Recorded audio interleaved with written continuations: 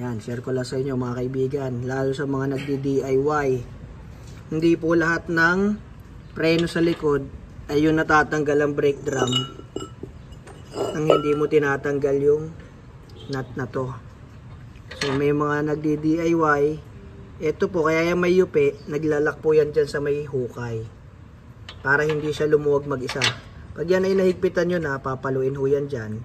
Yun yung pinakalak niya. Yung iba kasi, di ba, may pin. So, ito, walang pin, walang butas. Pero ang ginagawa ni UUP po yan. So, pag kayo po ay magtatanggal, susungkitin nyo maigi. Huwag nyo hahayaan nyo nakalubog na ganyan. Ang mangyayari yan, pag hindi nyo nasungkit ng todo, o napabuka, at naka-UP pa ng ganyan, ganyan ang mangyayari.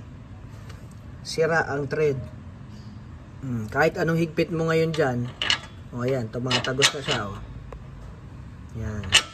Kaya natin yung binibidyo para alam ng mga iba. Yung iba kahit mekaniko na, tinatamad pa sungkitin ng todo. Kaya pag hinigpitan, o kaya niluwagan, ayun, sugat-sugat yung thread. Mangyayari naman dyan, pag ganyan, hindi mo na mahigpitan ng todo, ito po ay kakalog-kalog na yan. Parang itlog na yan.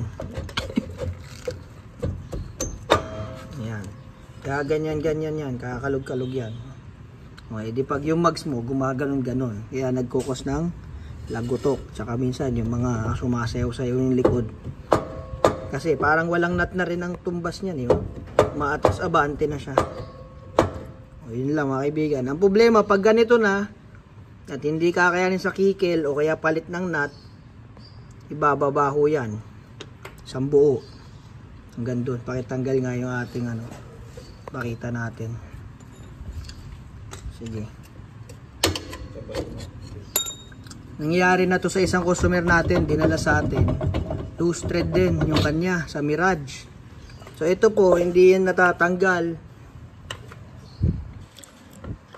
Yung ibang model, kasama ho yan hanggang dun sa kabila. So isang haba yan, dadalhin nyo sa machine shop para matetredan ulit ng bago.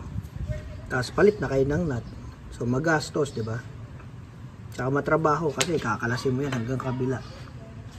O yun lang po. Ito namang 4 na tornilyo na to, dito lang yan sa yero. Hindi yan sa spindle. So iba-iba bawat model, no? Share ko lang para mag-ingat po tayo lahat.